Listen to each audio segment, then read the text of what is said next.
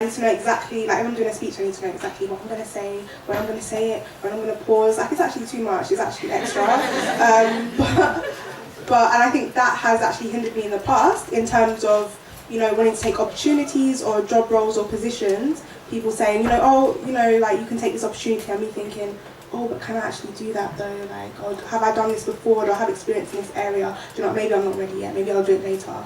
And I mean, when I was at one of my internships, one of the managing partners came down and spoke to us, and I asked the question of why is it that women training solicitors don't advance and, you know, see themselves up the career ladder as quickly as men do, especially at trainee level, at like a junior level.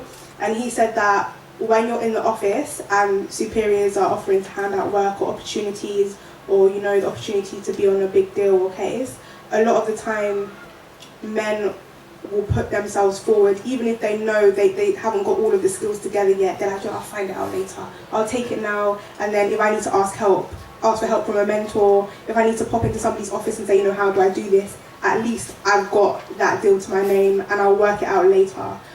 Whereas apparently women, they don't want to put themselves forward for something unless they feel like they're going to do an amazing job and they've done it and they feel completely comfortable with every single aspect of what they're doing.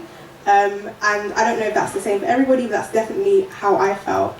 And recently I can see how much I've kind of grown because I've just started working at an educational charity based in the Department of Education.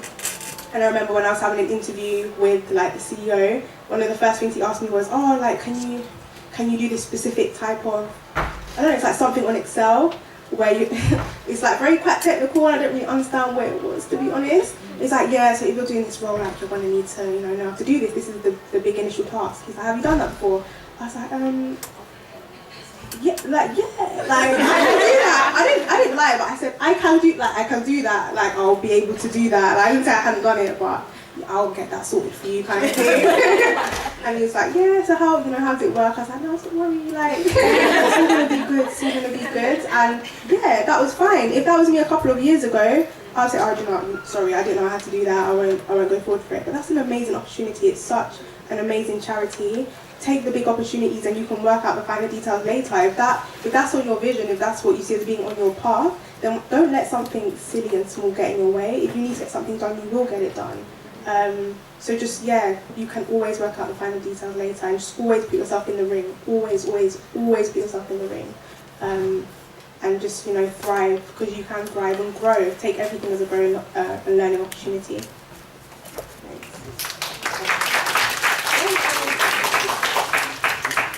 I'm learning so much myself. So I think if I could say something to my younger self, I think it would be that when someone tells you that you're amazing, or you're smart, or you're good, I'll believe them more.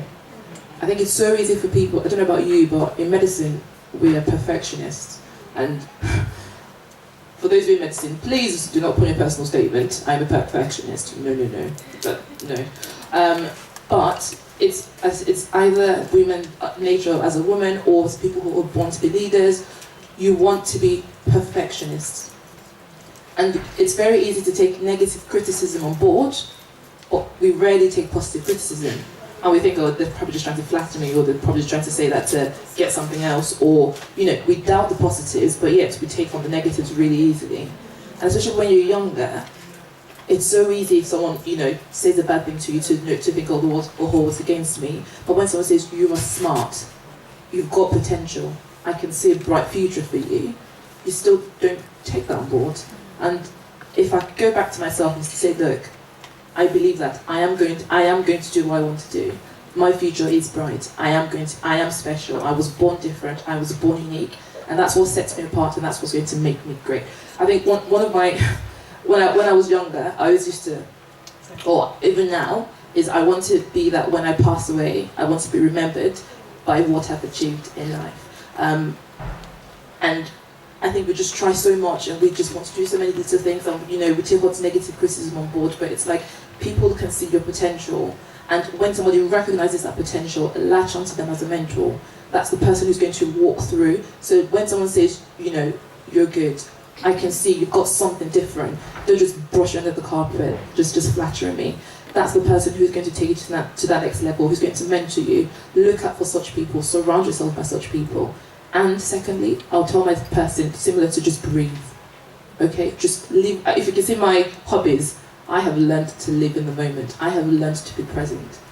And what do I mean by being present? It's living for now.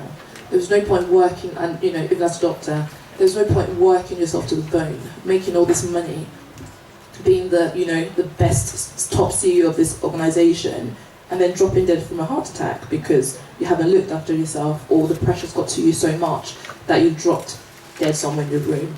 That's not the kind of people that you want to be. You need to travel. I don't know about you. You need to travel. I went traveling. I literally backpacking. I don't know many people of ethnic minorities like to do that, but you need to people, go rough. I went to Mexico, I went to Guatemala, we went to Honduras, with a couple of my friends. We went backpacking and it was amazing, sleeping on the hammocks and just enjoying life, because the future is there. The future is the future. Live in the present. Take a moment to breathe. Life is going to throw curveballs and challenges up your way, but when you're doing those projects, when you're sort of toughing it out, you remember the good times and the times that you had. But if you don't have any good times to fall back on, it doesn't get easier. Live for the now. Be present. Okay? Now,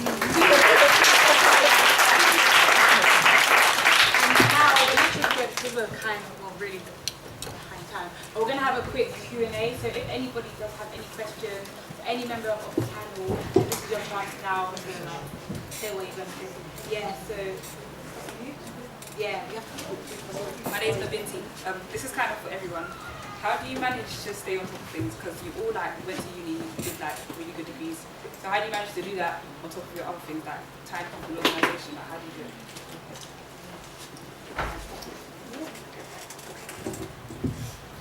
it? So with myself, I'm still at uni, obviously, and Auntie over there came up to me. Hi, Auntie.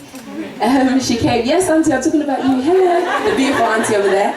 She came up to me and basically said, how on earth do you do all of this stuff? You do so much. And just to kind of say, hobbies, these are not really my hobbies. This is my life, and this is what I do, is my job. So it's not even just, I just do it for fun. This is, what I plan to do. I do a lot, so I would say be organized. Obviously you don't want to be a control freak, but you need to know that you need to set out some sort of plan, schedule or something. And I think a lot of people don't really do it either because they can't be bothered, or no, I'm not going to stick to it anyway. Do it and stick to it.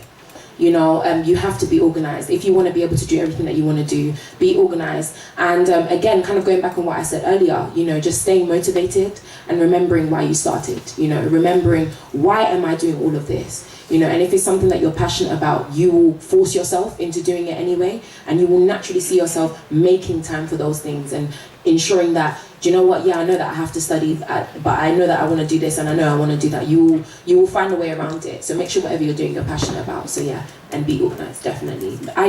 Post-it notes are life, just to say, post-it notes are life, guys. Probably exactly the same. Post-it notes are life. If you see my room, I have a whiteboard, post-it notes, honestly, they'll help you. So yeah. So I love creating lists, and sometimes it's pretty bad because I create too many of them, but I love being able to just cross it off and yes, I did this. So yeah, I always have this priority list, cross it off every day in the morning. I think about what do I need to get done today, what's the priority, blah, blah, blah. And kind of looking at long-term plan as well, looking at, all right, I'm giving myself timeline for this task and I need to finish it by this time, and kind of actually literally block out my hours sometimes in my day. Be 2 to 5, I'm like, okay, I'm gonna focus on this, because otherwise it's really difficult for me to keep on top of things and organize and stuff. And another thing is depending on other people. So I love working in teams, so I'm doing a lot of different things like online campaign and anti-street harassment, sexual education, and also working on a film on single mothers' rights in Korea, and also working on a potential documentary with BBC on Nigerians in Vietnam. So but having to do all of that, I need somebody else. And when I have somebody else to keep me accountable for things, and when I'm doing it as a team, and when we're both excited about it, like it's great that you're doing something that you're passionate about, but I love feeding off of the passion from my partner. So I think another way is to kind of find yourself somebody else who's also passionate about it and work on it together. Yep.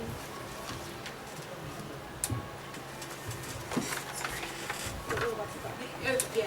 Anyway, if you have something.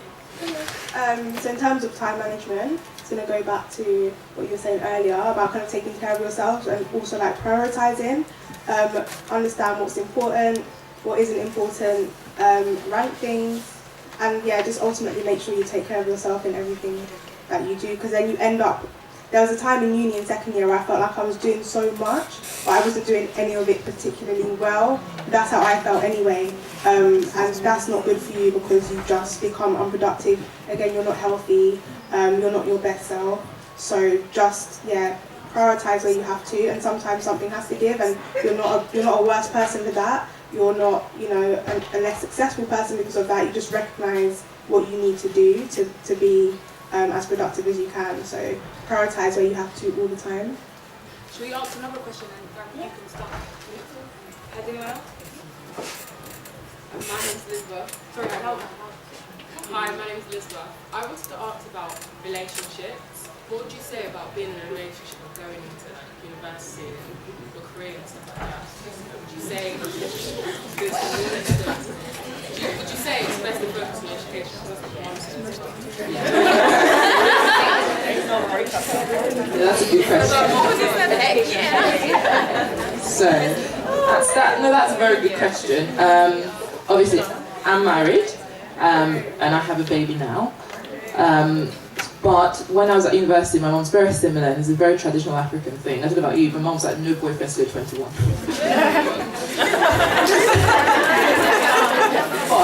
But, that was, I'm not even joking, that was what my mom actually said to us. And no, you couldn't bring it onto the house or anything, because she was like, you have to have your degree first. And she says because she said, even if you do get married, she wants you to go to your husband's house with a degree that she gave you to that family, or but you were an educated woman who could stand for herself and who could live.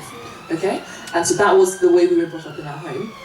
However, we were in a relationship whilst we were at university, and it's difficult because you need to make sure that you're in a positive, beneficial relationship. I think when people go to universities and spend so much time and effort in unproductive, unbeneficial relationships, that's what becomes detrimental to your education. And that's where the problem is. Of course, imagine if you're having coursework to do, if you're having to, submit projects, and then you're thinking about this boy who's not calling me, or, he says he's in the library, but then I can see on Twitter, or, I can see on Snapchat, he's there, like, with his mates, and there's some girl in the background. That's not healthy. You don't need that. Sometimes you need to let go of some stuff, okay? You need to be able to say, look, I know where I'm going, I know where I'm focused. Two people cannot walk together except they agree. Yes. And that's what my parents said to me when I was younger. So if you are focused, you want to be a leader, they always say, oh, there's no great man without a woman, there's also no great woman without a man. I can't be here today if my husband isn't looking after our daughter, because I can be part of this, or when I'm on call. And you need somebody who understands your passion, somebody who is equally as passionate, somebody who is equally as driven. So there's some boy somewhere talking and he's just all talk, no action. Get rid of the dead weight.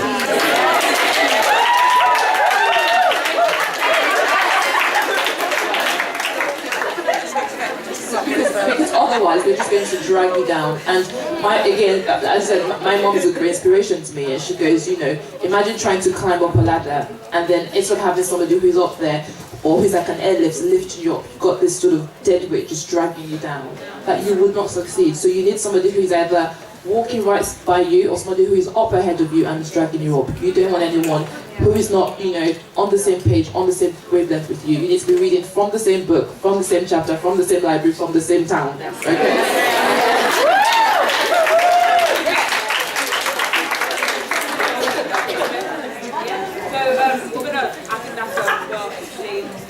Should we move on to another game? We've got time for 3 more questions. Hi, my name's Lucci, and this question's from Coles.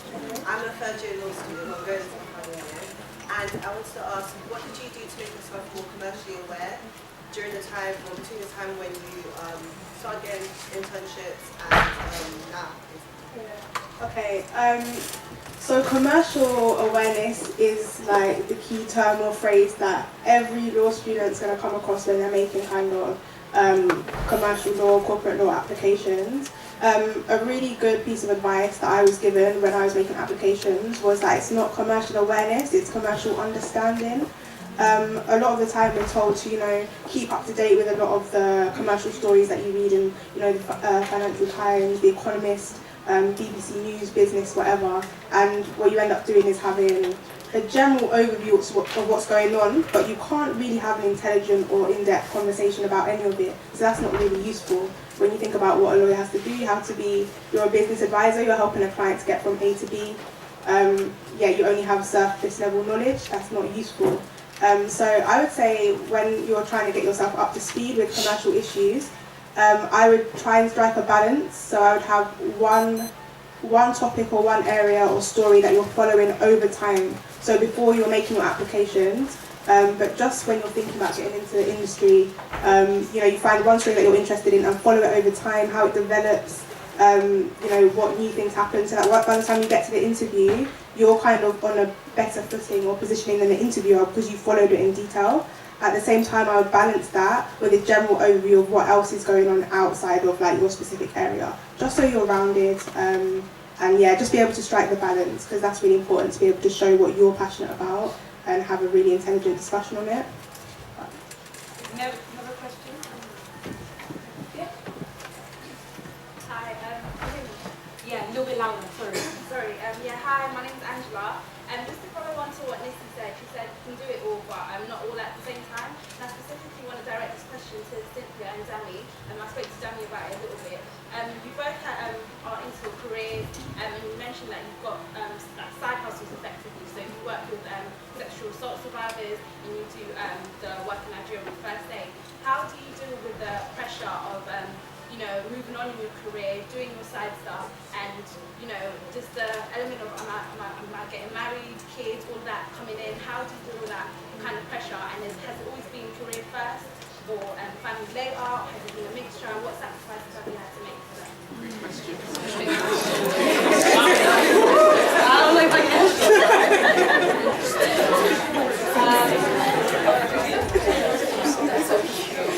Yeah, that's a really difficult question. Does anyone in the audience have the answer for me? I honestly do struggle with it. It's really hard to balance everything, but really striving to balance is really important. I think it is true that, just like many of you guys said, if you're going to tell your old self to relax, calm down, prioritize your health and well-being, that is something that I need to continue to do. So again, it kind of comes down to prioritization and making sure before, I think often I get back into this, always just putting career first and stuff like that. But now I am purposely, putting in time for Tinder dates and all that. It's not really working though. So if you guys have some recommendation for me, thank you, let me know. And that's so important. And I actually see such a change and how I'm actually performing better in my career and all the other things when I have kind of this fuller life. It's not just a career and getting work done, but you've got this important relationship and support and some enjoyment and so on. I think also, to me honestly, because I am quite passionate about what I am doing, I feel that while I am doing it, I'm going to meet somebody who's also passionate about that.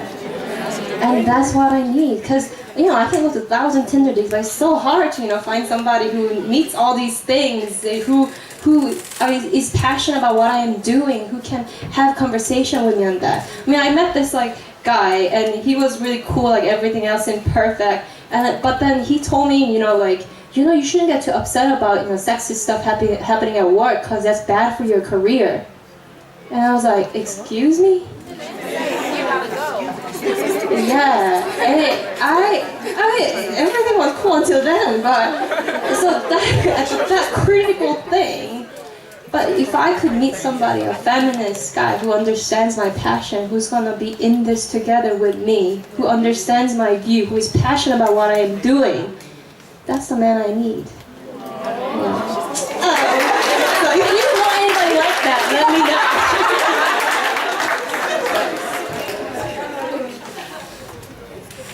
Sacrifices a lot.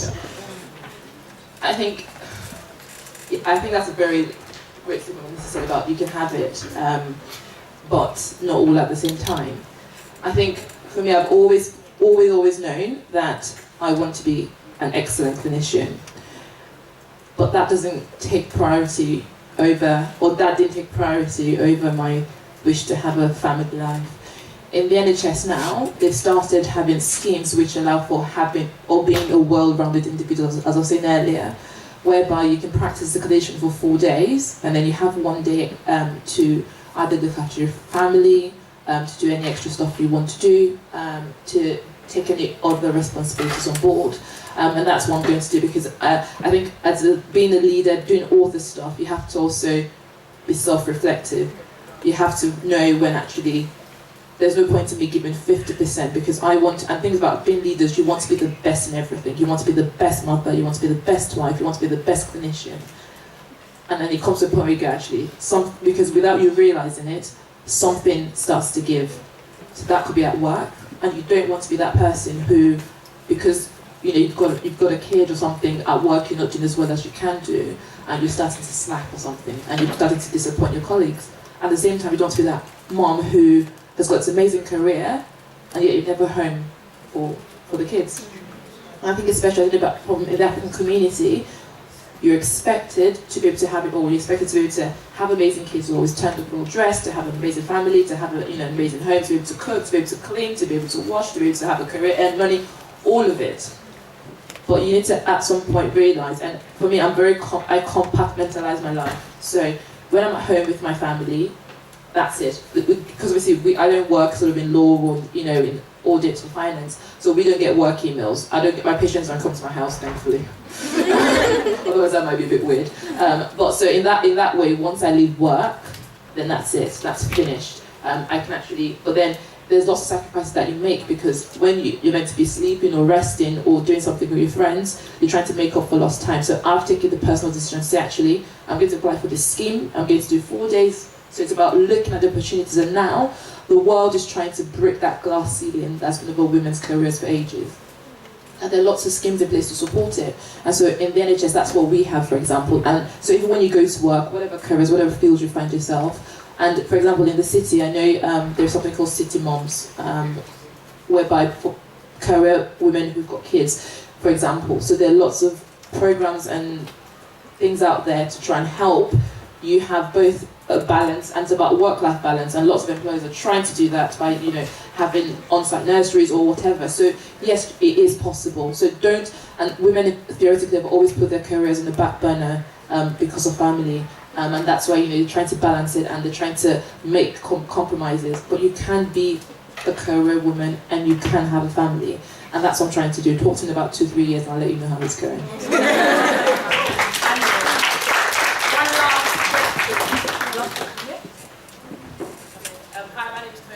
I'm a medical student, and I'm actually interested in going back to Nigeria as well, and to kind of basically encourage people to have the best standard of healthcare.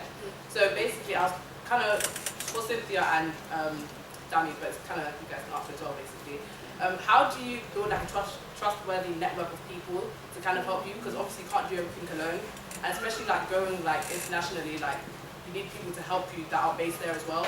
Because I've been to a few events in Summer to Network, and basically I just came with rubbish connections. So I was wondering how you weed out the people who are actually on helping you and those who are also. I think because we haven't heard much from Lissy, and you have a big network, if you can start this off and then we'll take it from someone else. Yeah, sure. I love networking, so I am someone that has just been able to do it for a very, very long time. But yeah, like you said, sometimes you can network and you meet rubbish people and people that are not going to help you, etc. So one thing that I would definitely say is give it time. Don't just tell people your ideas straight away, because you will meet people that are not there to help you.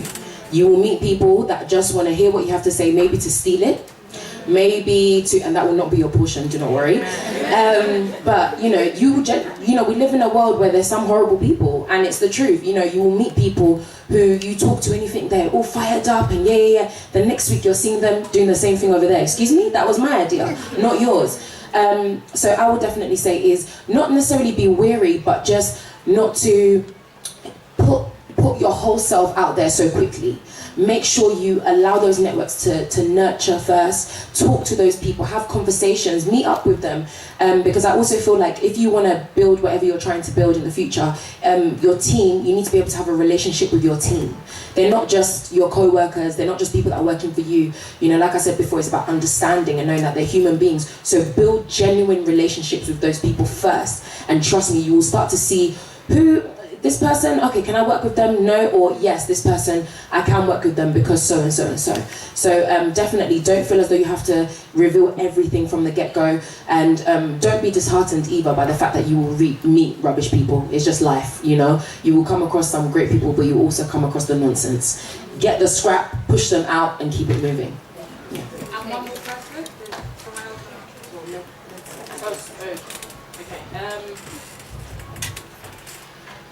It's difficult, but I think, as everyone has rightly said, it's about finding the people who are passionate about what you are interested in. And one thing about leadership, or great leaders, is that you're very perceptive. I don't know about you, but when I meet people, I can kind of suss them out. Not all the time, but that's one of the characteristics of a good leader. Is that you can actually see who's on the same wavelength as you, who's got like mind as you, who's interested in what you're doing.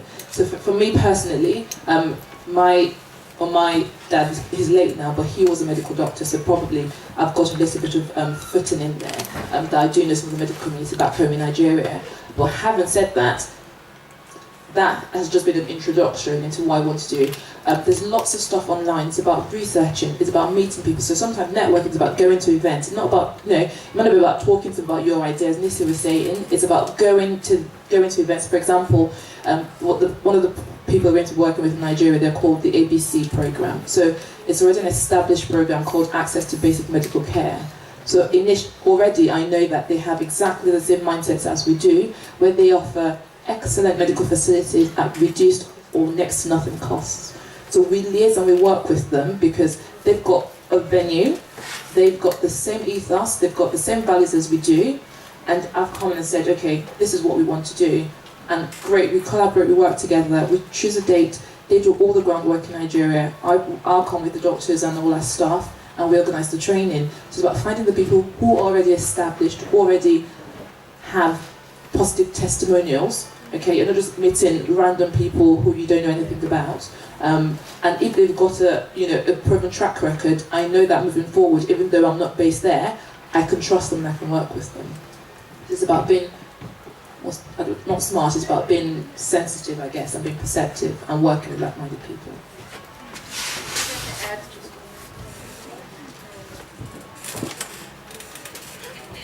So yeah, I think doing research on the individual is really important, and if you yourself know quite about that area, if you're passionate about it, I think it will be easy for you to suss out whether or not they really understand this and if they're passionate about it and so on. As for building relationship with communities, I think there are many different strategies you can do. Like one of them is research and understanding who's like kind of like the gatekeeper to the community, and getting their approval and support is a really easy way to then gain trust from the rest of the community. And that's often the strategy that I use when I'm doing research. But also when you're researching or building relationship with people, don't think about only your interests. So when I was doing research on marriage migrants in Korea, there was another researcher, Korean researcher who was there. And this Vietnamese woman, she was busy taking care of the child, but this interviewer was like, okay, I have questions to ask you. You gotta answer this question, and really pushing. And what I did instead was I was taking care of her baby instead. And being there for her and just kind of observing and learning and building trust and relationship that way. So having mutual, beneficial relationship and showing that I'm not here just for my interests. that we can build a genuine relationship. So yeah, that might be a good strategy if you are interested in connecting with like communities that you've never been part of before.